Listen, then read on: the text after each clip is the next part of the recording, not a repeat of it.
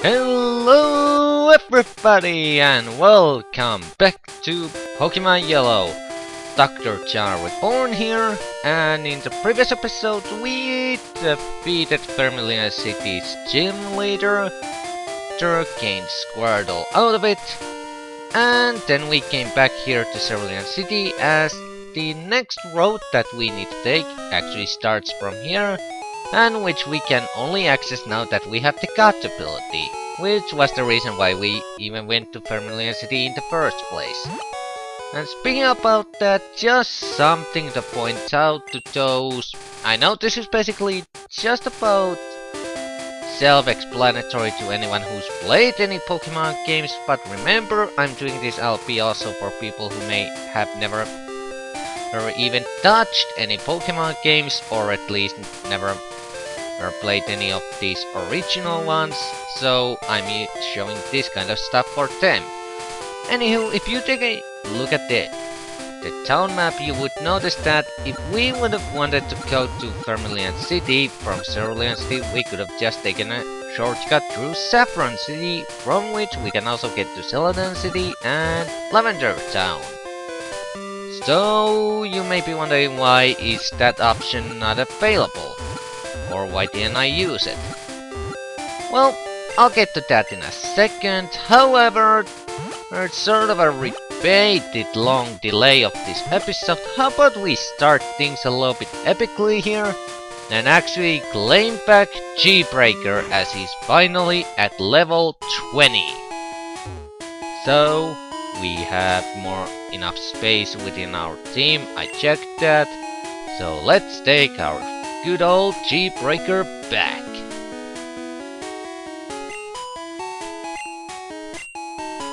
Ooh, 1,600 Pokédollars. That's not too bad actually, considering that we have over 30,000 right now. So yes, pay the price and take the Pokemon. And now if we check,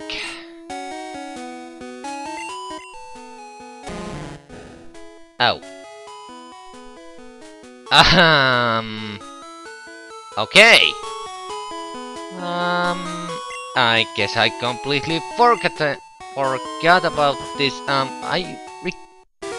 That's odd. I could have swear they actually evolved within the daycare. Huh. Oh well, that's an easy issue to fix once we get back to Cerulean. In Pokemon Center, I have a rare candy in store, so hey, why not? Might as well use it to gain our epic team member. But before that, here's the reason why you cannot get to Saffron City and take shortcuts that way. I'm on guard duty. Gee, I'm thirsty though. Oh, wait there, the road's closed. Yup. Just because a freaking road guard is thirsty, you're not allowed to go to Saffron City. Talk about professionality, hello! Okay, anywho, so yeah, quickly just waltzing into Pokemon Center so we can get the rare candy, so that we can finally evolve the G-Breaker. Seriously, I could have swear they evolve in the Pokemon Center. I mean Pokemon Daycare Center. Huh. Guess I was wrong.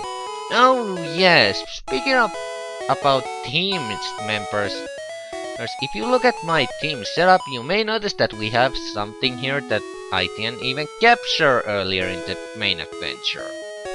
Abra. Now, before you ask, no, this is not the save state run, which I used to show you the Pokemon glitch. No, this is not that file, this is the main LP, but I just decided to go capture Abra just because I've been referring to it quite a few times now, so might as well bio it probably here. And also because he is actually kind of a neat Pokemon to have for this little section of a road that we are going to take.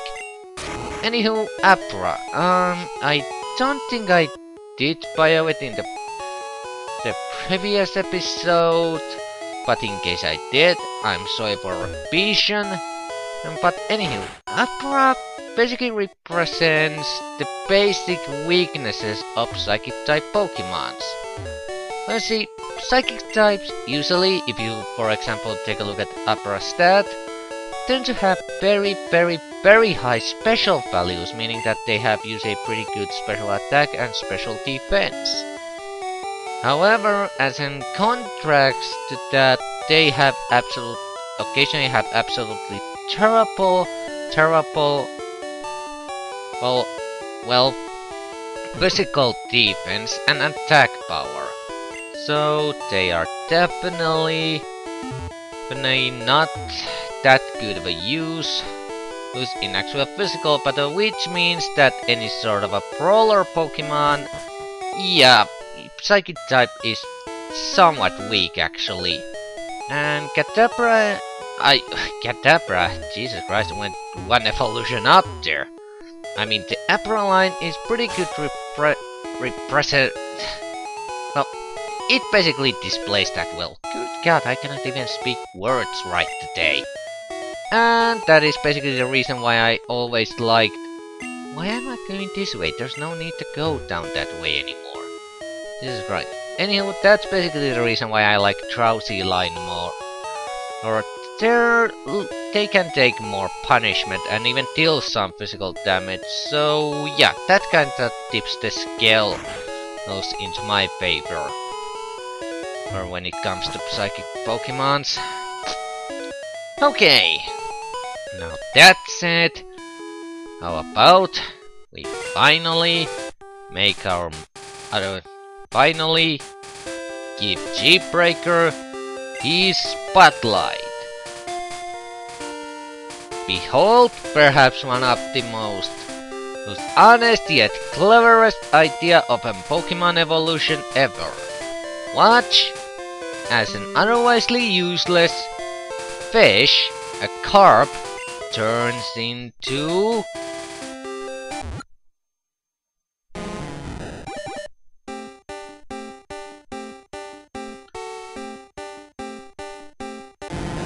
a motherfucking Chinese dragon fish.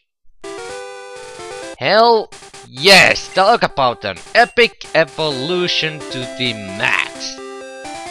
Gya-freaking-rados. Oh, what the hell am I doing in the items menu? Anywho, Gya-freaking-rados. Damn good water type Pokemon in my opinion. Seriously, this thing, actually this is two typings. Water and flying. Now, you may be considering that's a little bit bad typing because it has double weakness against lightning with that typing. Well, it's not that big of a problem as long as you don't bring it against a lightning type Pokemon, and outside of that type, this thing can just tear just about anything up. I mean, the stats are absolutely fantastic for this thing considering from what it evolves from. Seriously, think about it. Magikarp turns into this epic machine of death. Damn! That's ingenious in a sense. So, really, G-Breaker actually kinda shares the same features that I like about Squirtle. It's really balanced water or flying type Pokemon, which is something I really appreciate. G8. And speaking about typings, I can actually finally get to explain why I decided to name it G-Breaker. However, first I'm going to do a legitimate save here. There we go, just in a case because... Okay, the reason why I captured Abra, might mention this really quick.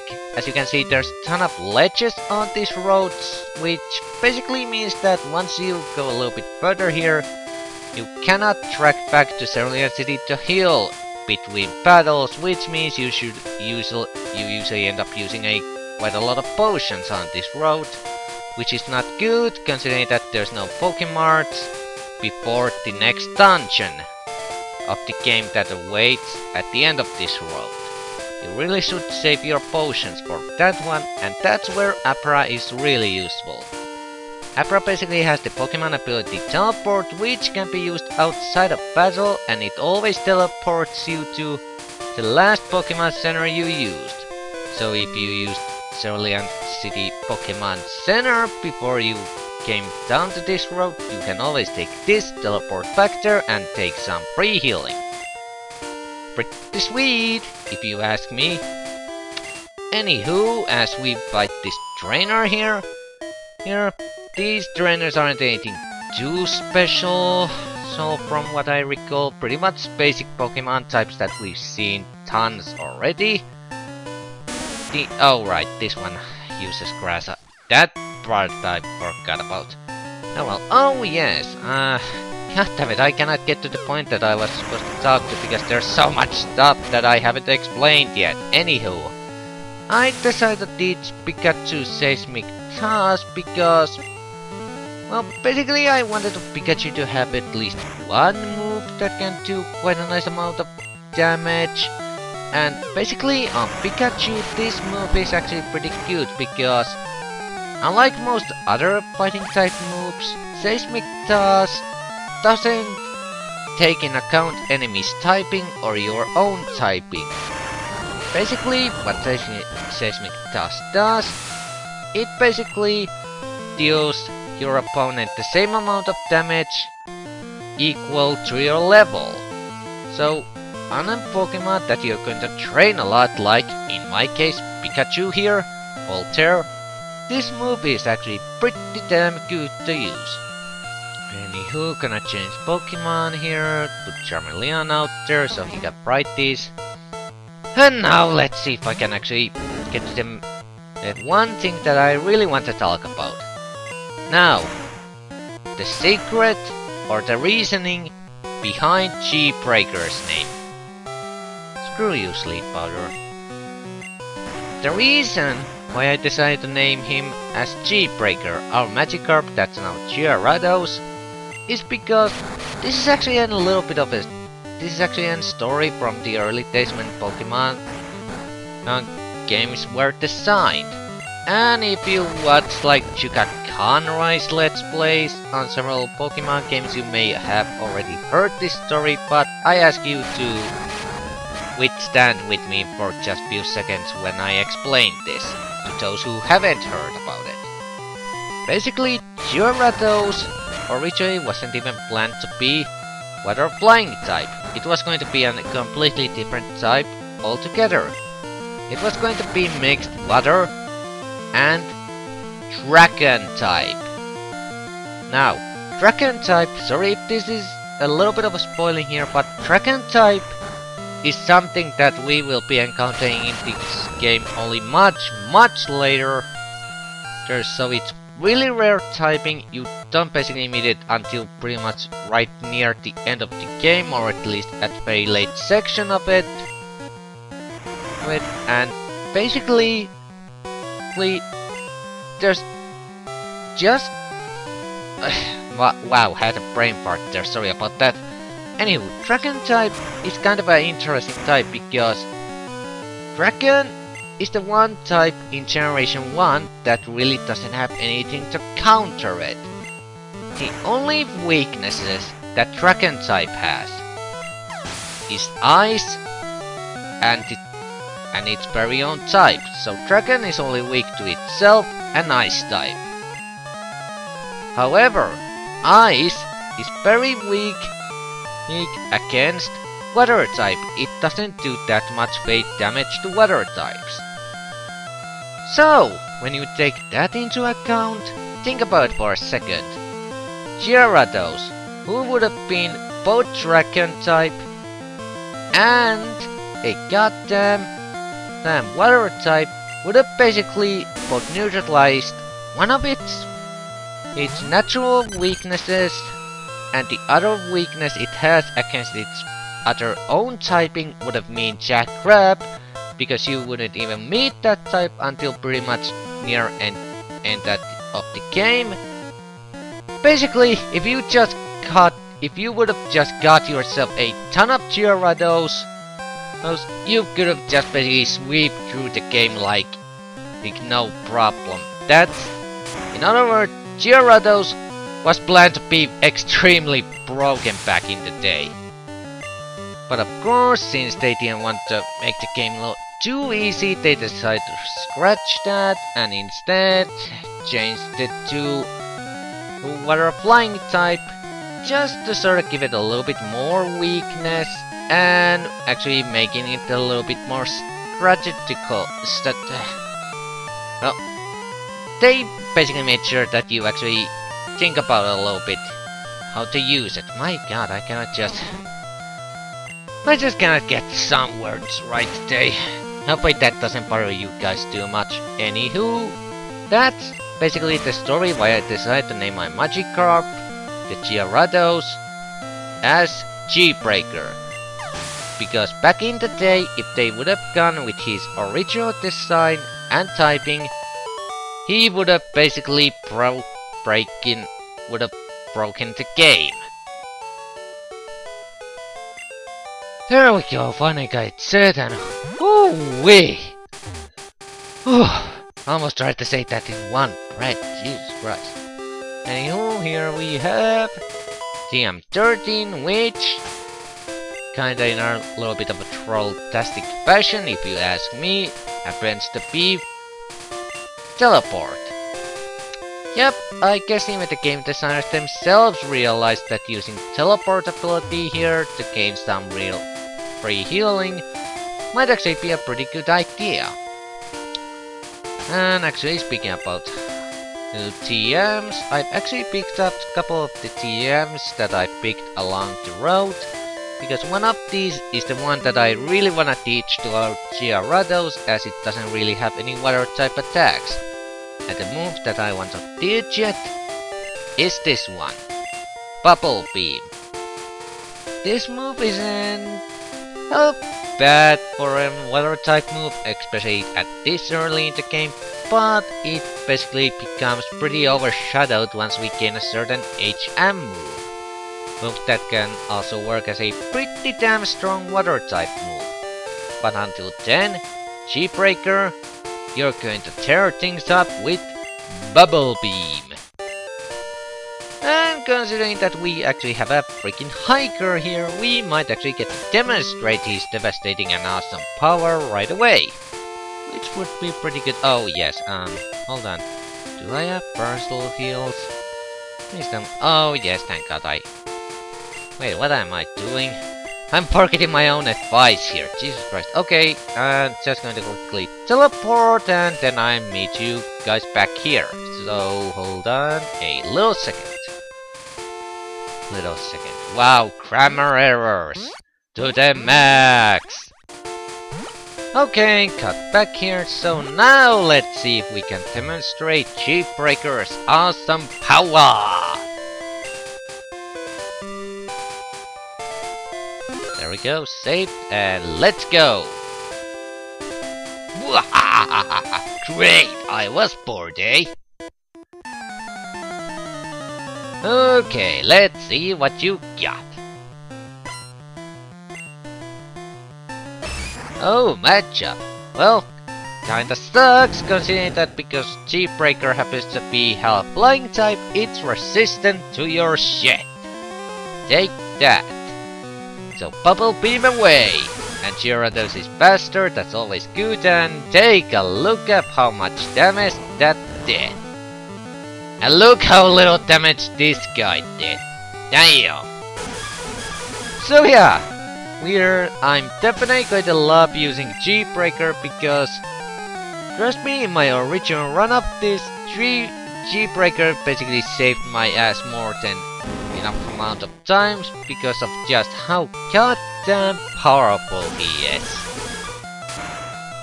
G-Breaker, I love you. And Onyx went down in a one bloody blink.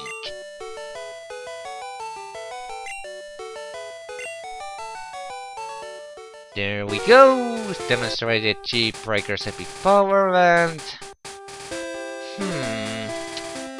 I wonder, should I actually call up the episode here, because the thing is, there's quite a bit of trainers in here, and like I said, you really cannot backtrack.